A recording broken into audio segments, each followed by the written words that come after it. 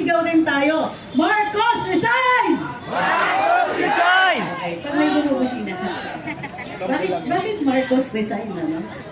Ang pinakapunot dulo ng ating pagtitipon-tipon ngayon, itong corruption. Ano yung mukha ng corruption? Kasi kailangan may mukha yung kalaban natin, eh. Nitong nakaraan na earthquake sa Cebu, di ba, tayo tumulong, nagpadala tayo ng mga tulong.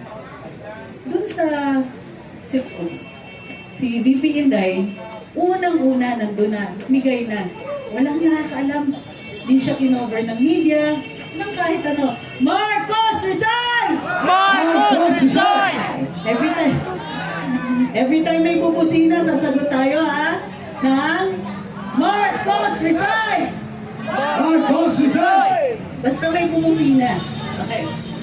Kahit ano yung sinasabi ko, basta may bumusina, makisama tayo. Bakit? Kapwa Pilipino natin yan. At nagpapadala sila ng mensahe sa atin na nakikiisa sila sa atin. Hindi man nila tayo pwedeng tigilan, pinaparinig at pinaparamdam nila sa atin na Marcos resign!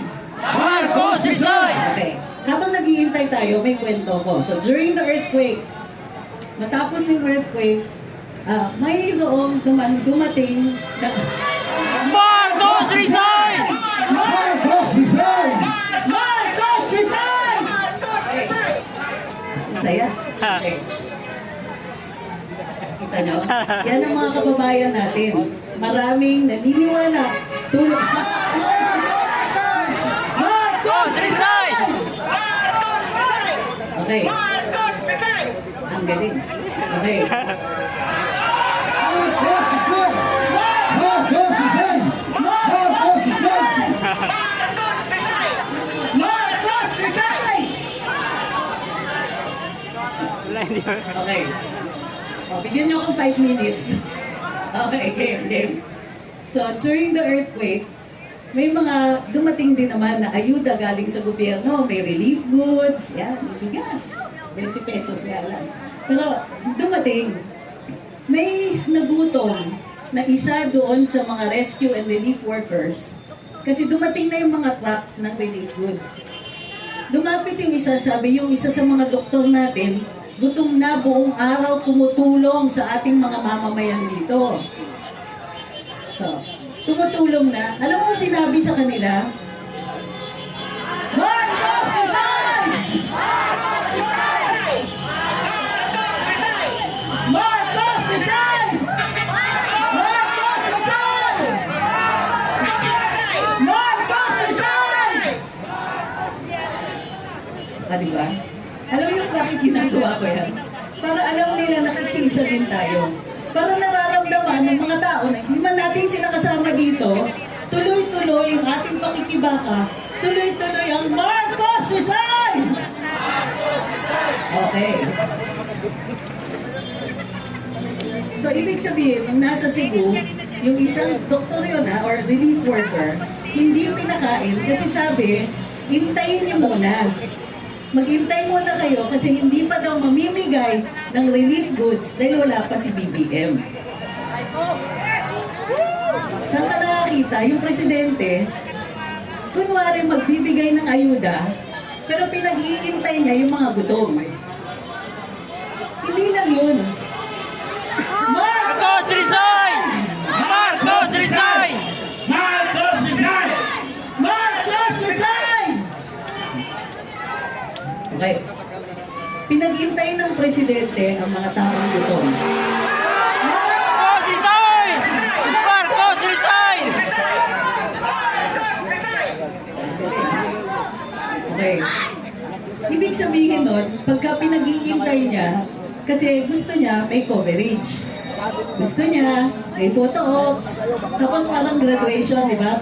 Aabutan niya. Yung mga biktima, yung mga nasalanta, aabutan niya ng ayuda. Tapos gagawing photo ops. Ang tawag doon, corruption. Kasi ninanakaw niya. Ang ninanakaw niya sa ating mga kababayan, dignidad. Marcos resign! Marcos resign! Marcos resign! Marcos resign!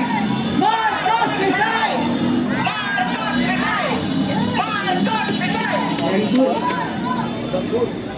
Sila na rin ang magdadala ng mensahe natin sa iba, di ba?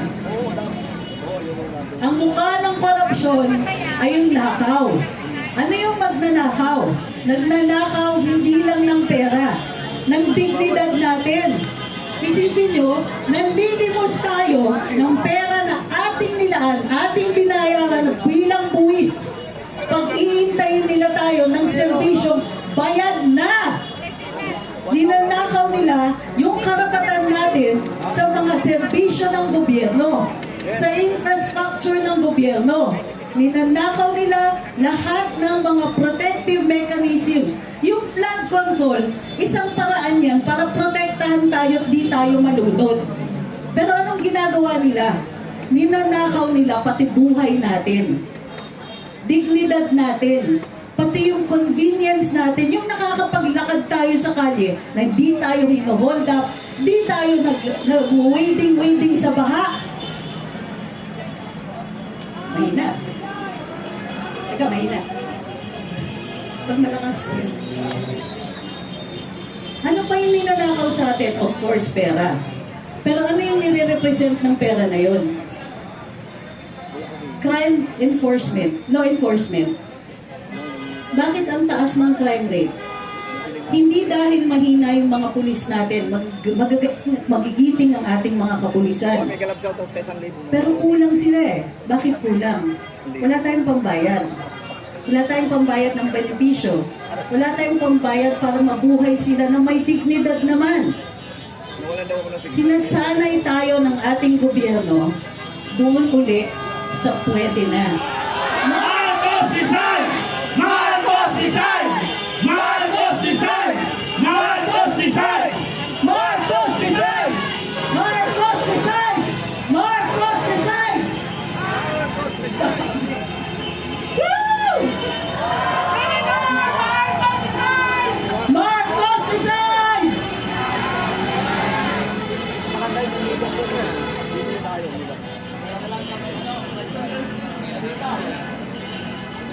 Basta ang kontrata. Marcos Bawal! Marcos resign! Marcos resign! Marcos resign! Marcos resign! Marcos resign! Woo! Mabuhay ang mga Pilipino! Mabuhay! Marcos resign! Marcos resign! Marcos resign! Muli, hindi pera ang ninanakaw sa atin. Serbisyo, infrastructure, kasama dyan ng flood control, law enforcement, depensa sa ating sariling bayan, pati dignidad natin bilang mga Pilipino. Binibenta ni Marcos dignidad ng Pilipino sa mga dayuhan. May mga dayuhan na ayaw ng Duterte. Sila po ay nagdidikta sa ating Pangulo. Pati ba naman yan? Pati yung kapirasong respeto para sa Pilipino sa buong mundo, nabenta na o ninakaw na. At some point, hindi na natin pwedeng tiisin. Minsan, di ba, sinasabi natin, magbabago din yan. Marcos resign! Marcos resign! Marcos resign! Marcos resign! Marcos resign! Marcos resign! Sumali na kayo! Very good. Para dun sa mga nanonood sa atin sa live, sa social media, live ba to? Yes! Kayo. Sali na kayo. Sali na po kayo. Kasi, gano'ng katagal natin titiisin to? Anong sasabihin natin? Anong ipagmalaki natin sa mga apo natin 5 years, 10 years from now? Na pinayagan natin, ninanakawan tayo, nilalapastangan ng ating karapatan, tapos ginugoyo pa tayo, pudol na naman. Naggagawa sila ng investigative commission daw. Ano yung ICI na yan? Bakit hindi police? Bakit hindi NBI? Bakit hindi ombudsman? Bakit kailangan gumawa pa ng panibagong investigative committee na Marcos resign? Marcos resign! Bakit kailangan gumawa ng committee? Mismo. Unang-una, para bumagal. Dahil mabagal, sino yung nakalabas ng bansa? Sabi ko! Dahil mabagal at takot din yung ibang mga opisyales, dinig ko bukas, pinapatawag daw si Martin Romualdez. Tingin nyo may makukuha sila? Wala! Walang transparency! Correct. Marcos resign! Marcos resign! Marcos resign! Marcos resign! Sa mga kababayan natin dyan sa mga sasakyan, sali na kayo dito! Marcos resign! Marcos resign! Marcos resign!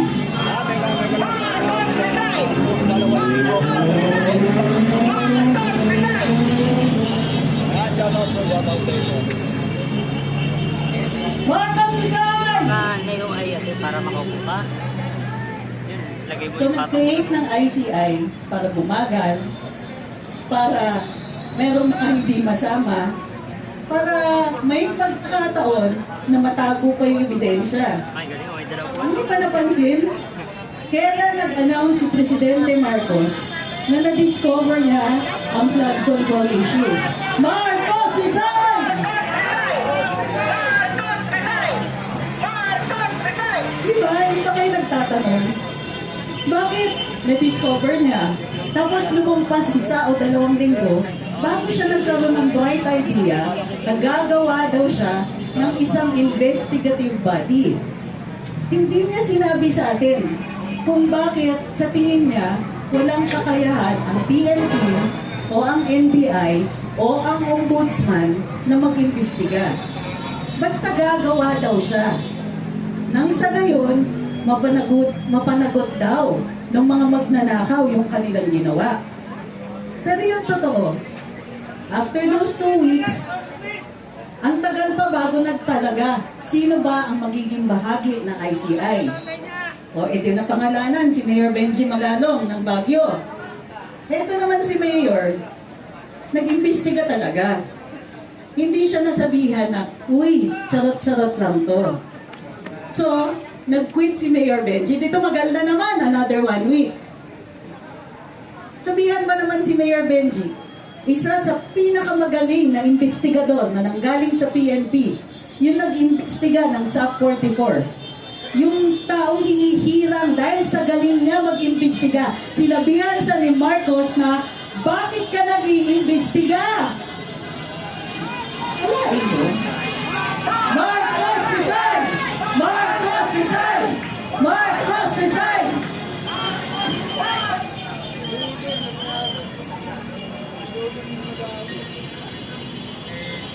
Isa yun sa dahilan kung bakit kailangan na natin mag-isip.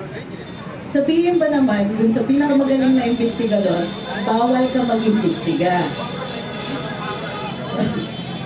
Bukod pa dyan, eto na. So nag-iimbestiga na sila. Pero walang transparency. Bawal daw tayong magtanong at hindi sila nagpa-presscon at hindi sila nagkikwento kung anong pamamaraan ng pag-iimbestiga. Hindi nila sinasabi kung anong sinasabi ng mga witness.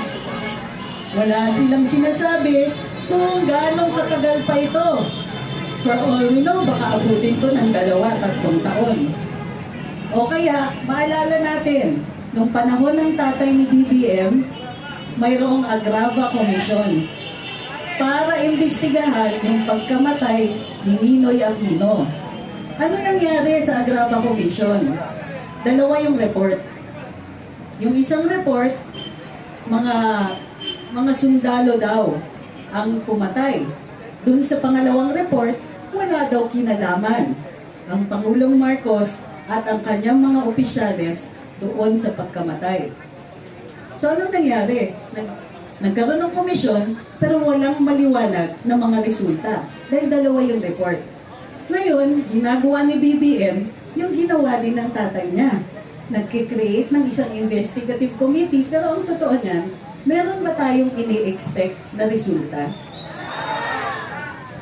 Pagkakatiwalaan ba natin sila? Alam nyo, ito yung nakakatawa din sa Pangulo. O dito sa lalong-lalo na pag nagbabanggagulan tayo sa social media. Yung presidente, nakadiscover ng katiwalian. Tapos, pagkakatiwalaan natin, yung mga na mag-imbestiga tungkol sa katiwalian din. So, ano tawag doon? Okay? At hindi lang lokohan yan, budol yan. Binudol na tayo ng eleksyon, papabudol pa ba tayo uli? Pero yung totoo, ang presidente, hindi niya nakikita yung mga yan. So nung question na natin itong ICI, ano yung unang sinabi niya? 1 week later, may bago siya. Ang sinasabi niya, ang Duterte pala, si Rodrigo Duterte pala, grabe pala sa flood control. Paano napasok ang Duterte? Nung umpisa pa lang, nung sinasabi ni BBM, Marcos resign! Umpisa pa lang, pinag-uusapan pa lang yung ICI. Tinanong na natin, baka naman gumagawa lang kayo ng investigative body, pero iuuwi nyo pa rin kay Duterte. O, yan na nga yung nangyari last week. Biglang may statement si Pangulo, grabe pala si Duterte. Nagulat ba kayo? Hindi na nakakagulat yung mga ginagawa ng ating Pangulo. In fact, nakakalungkot na. Hindi niya makontrol yung nakawan, kaya gumagawa siya ng gimmick. Yung gimmick na yon, para hindi natin masyadong pagtuunan ng pansin yung mga magnanakaw. Gumagawa siya ng gimmick, gumagawa siya ng kontrobersya para uli pagbintangan ang mga Duterte. Bakit kailangan niya magbintang ng ibang tao? Kasi ang sarili niya, ang sariling gobyernong Marcos, walang nagawa. Pinagtatakpan lang niya yung kakulangan ng gobyerno niya by accusing somebody else na gumagawa ng krimen. Ganyan ang bagdagulan yan sa social media. Diba? Kunwari, sasabihin namin, ganito ang batas. Ito yung mali na ginagawa ng mga tao ni Marcos. Papasok ang troll. Anong sasabihin ng troll? Ikaw nga ganito ginawa mo eh. So yun yung equivalent. Ang ginagawa ni Presidente Marcos is, sinasabi natin, ang daming korupsyon sa Marcos administration. Ang sinasabi ni BBM, ang mga Duterte nga malala. May mali dito. Tinuturuan niya tayo ng maling rason. Tinuturuan niya tayo na mawalan ng interes doon sa katiwalian ng Marcos administration. At instead, siniset up niya yung mga Duterte bilang mga kriminal para sila ang pagtutuunan ng pansin. Etong problema, nag-work ba? Naniniwala ba kayo sa kanya? Hindi! Naniniwala ba kayo na lahat ng ito kasalanan ng mga Duterte? Hindi! Bakit kailangan pagbintangan ng mga Duterte? Dahil kay Sara. Isang Inday Sara Duterte! Inday Sara Duterte! Isa pa, Inday Sara Duterte! Yun ang dahilan kung bakit nagwawala ang presidente ninyo. Pero, ang nakalimutan niya, tayo, bawat isa sa atin dito, at bawat isang mga mamamayan, yung mga nanonood sa atin, lahat tayo may karapatan. At isa sa karapatan natin ay magsalita at magpahayag. Magpulong-pulong katulad ng ginagawa natin dito. Karapatan natin ito. Ito ang sandata natin sa isang tiwaling administrasyon. Gusto ninyong magnakaw? Pwes, isisiwalat namin. Gusto ninyong magnakaw? Pwes, hindi nyo kami mapapatahimik. Alam nyo yung pinakakinatatakutan ni BBM ngayon na sasabihin natin? Alam mo ba kung ano yun? Correct. So ang ginagawa natin ay pinapantayan natin yung lakas at puwersa ng ating mga opisyales. Dahil binigyan din tayo ng lakas at puwersa ng saligang batas. Yung karapatan natin na pwede natin i-criticize, punain, at sumigaw dun sa pinaka-tinatatakutan ni BBM na phrase, which is, Marcos resign! Marcos resign! Marcos resign! Marcos resign! Para sa mga kababayan natin, sa ngayon, mukha lang tayong konti. Pero ang totoo niyan, marami tayo dahil mayroon tayong social media. Hikayatin natin ang ating mga kasama. Come, let's join us. Samahan tayo dito. Kasi ang totoo niyan, bibigyan lang tayo, rirespetuhin lang ng administrasyon kung nakikita nila tayong nagkakaisa. Sa ngayon, kasama na sa pangbabastos ng budget, sa pangbabastos at paglalapastangan sa ating mga karapatan, kasama din yung pangbabastos sa ating iniisip at ating hinihikayat. Muli, manawagan tayo, magparami tayo, at magsama tayo, magsama-sama tayo sa isang malakas na Marcos resign! Marcos resign! Marcos resign! Marcos resign! Marcos resign! Marcos resign! Huwag po tayong titigil. Kaya sinasabi ng mga kasamahan natin dito, tuloy-tuloy natin ito. Alam niyo kung bakit? Kasi tuloy-tuloy din yung pagnanakaw. Hindi sila tumitigil. Nagkakaroon lang ng konting hiya dahil ang lakas ng boses natin. So kailangan lakasan pa natin. Magpadami tayo, lakasan ang boses natin kasi hindi sila titigil. Marcos resign! Marcos resign! Marcos resign! Muli, ako po si Trixie Cruz Angeles, nagpapasalamat sa inyo lahat dahil magkakasama muli tayo. Tuloy-tuloy na to. Maraming salamat! Maraming salamat!